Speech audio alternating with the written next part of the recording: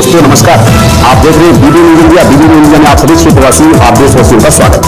मैं आपका दोस्त आर के वर्मा आज आपको रूबरू कराऊंगा एक ऐसी सनसनीखेज से जिसे सोचकर और देखकर आप दंग रह जाएंगे। तो देरी किस बात की, चलिए डालते हैं समाचारों पर एक मुख्य नजर।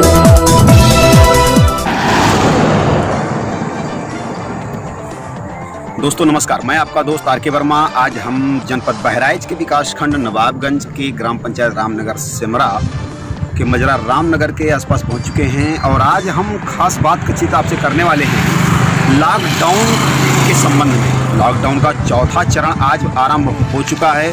जैसे कि भारत सरकार के आदेशानुसार आज लॉकडाउन के चौथे चरण की शुरुआत हो चुकी है। अब हम आज बात करेंगे लॉकडाउन के चौथे चरण में क्या चालू होगा, क्या बंद होगा। जैसे कि व्यापारी, आम जनमानस या प्रवासी मजदूर ये पूरी तरीके से आस लगाए बैठे हैं कि चौथे चरण में हमें क्या क्या छूट मिलेगी, क्योंकि लॉकडाउन कोविड-19 यानी कि नोवल कोरोना वायरस महामारी के वजह से लगभग जनता, प्रवासी मजदूर, व्यावसायिक और भारत सरकार पूरी तरीके से क्षुब्ध हो चुकी है, बहुत ही परेशान हो चुकी है। और भारत सरकार के साथ साथ यहाँ के आम जनमानस एवं व्यावसायिक एवं सारे समाजसेवी पूरी तरीके से कंधे से कंधा मिला करके विषम परिस्थितियों का सामना करते हुए संघर्षशील लड़ाई लड़ रहे हैं। तो हम आज बात करने वाले हैं लॉकडाउन के चौथे चरण के संबंध में कि आज चौथा चरण हमारा आरंभ हो चुका है। आखिर लॉकडाउन के चौथे चरण में क्या क्या होने वाला है और क्या नहीं होगा। तो हम बात करना चाहेंगे कि अभी तक लॉकडाउन का 3 चरण बीत चुका है और चौथा चरण आज आरंभ हो चुका है। चौथे चरण में अगर हम बात करें तो 24 मार्च से 4 अप्रैल और दूसरा चरण आपका 19 दिन का जो 3 मई को ख़त्म हो चुका है और तीसरा चरण 2 सप्ताह का जो ख़त्म हो चुका और चौथा चरण यानी कि आज 18/5/2020 से चौथा चरण आरंभ हो चुका है।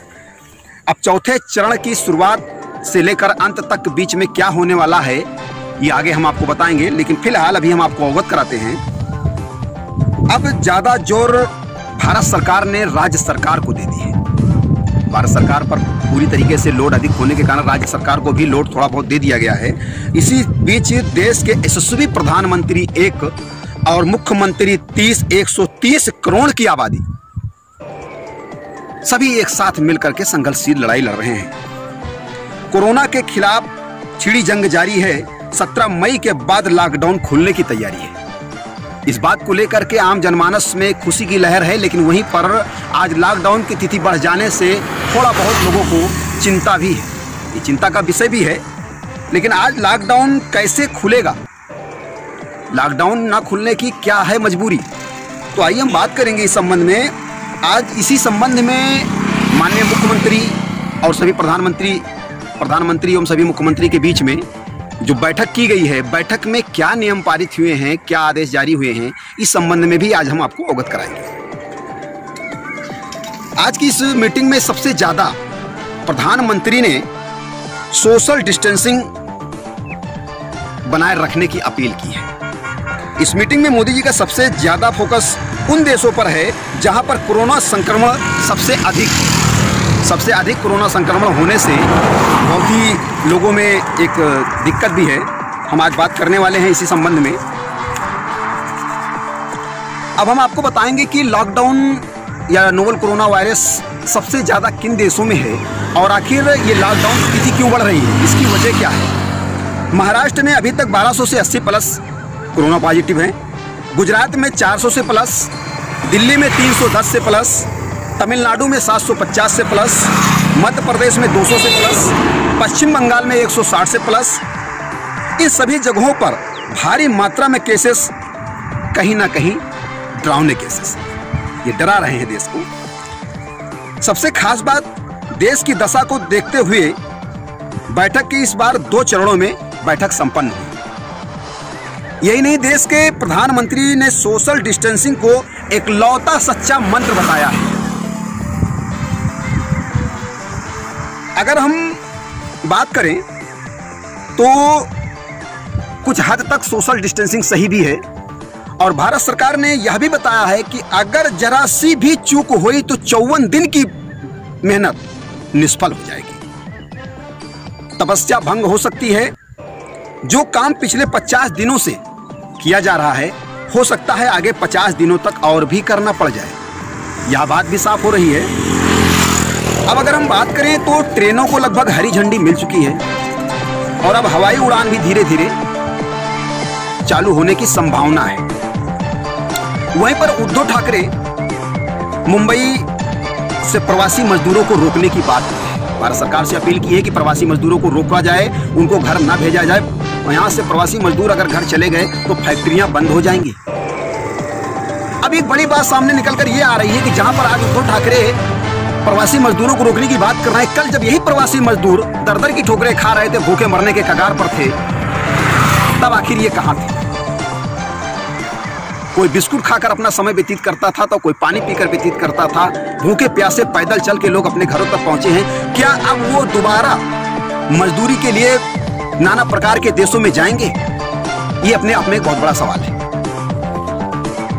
अब तक महाराष्ट्र में 1007 पुलिसकर्मी कोरोना संक्रमण की चपेट में हैं। वहीं पर जबकि 7 पुलिसकर्मी अपनी जान भी गंवा बैठे हैं, जिसमें 106 अफसर भी शामिल हैं। सूत्रों की माने तो कोरोना संक्रमण जैसे संकट में 3 लोगों को मुख्य रूप से इस समय बताया गया है। कोरोना संक्रमण से लड़ने में 3 लोगों की मुख्य भूमिका बताई गई है। अगर कहा जाए तो डॉक्टर, पुलिस, पत्रकार एवं अन्य समाजसेवी, ये सभी लोग कोरोना संक्रमण से लड़ने के लिए इस समय रोड पर उतर गए हैं। दिन रात धूप में कड़ी मेहनत का कहीं ना कहीं फायदा सामने आ रहा है। अब अगर हम बात करें इसी अगले क्रम में, तो कोरोना संक्रमण कोविड-19 को लेकर सरकार के साथ जनता भी कंधे से कंधा लड़ाकर संघर्षशील लड़ाई लड़ रही है। लेकिन एक बात साफ है, लोग सदियों तक नहीं भूल पाएंगे यह ऐतिहासिक संक्रमण। अब सबसे बड़ी बात यह आती है, मजदूरों की हालत लॉकडाउन से बिगड़ती जा रही है। कहीं ना कहीं जो व्यवसायिक हैं, ये सभी लोग क्षुब्ध होते जा रहे हैं। अब अगर हम बात करें इनके बारे में, तो ये लॉकडाउन कब तक चलेगा, आखिर जनता कब तक इसे झेलेगी, ये अपने आप में एक बहुत बड़ा सवाल है। अब अगर हम स्पष्ट करें जीरो ग्राउंड की फाइनल रिपोर्ट से, तो देश में लॉकडाउन 4 को लेकर घोषणा कर दी गई है। इस बार लॉकडाउन की म्याद 31 मई तक बढ़ा दी गई है। देश में चौथा लॉकडाउन 18 मई से 31 मई तक होगा जारी। लॉकडाउन 4 के दिशा निर्देश में भी देश में सभी मॉल, स्कूल, कॉलेज और जिम बंद रहेंगे। साथ ही 31 मई तक मेट्रो और हवाई सेवा का भी परिचालन शुरू नहीं होगा। इसके साथ ही राज्य सरकार भी अपने इच्छानुसार जनहितों के लिए कदम उठा सकेंगे, जैसे जोन तय करना, वाहन की अनुमति आदि समिति गतिविधियां। लॉकडाउन 4 में क्या खुलेगा और क्या बंद रहेगा, इसके बारे में जानकारी निम्नवत है। अब हम आपको बताएंगे क्या खुलेगा।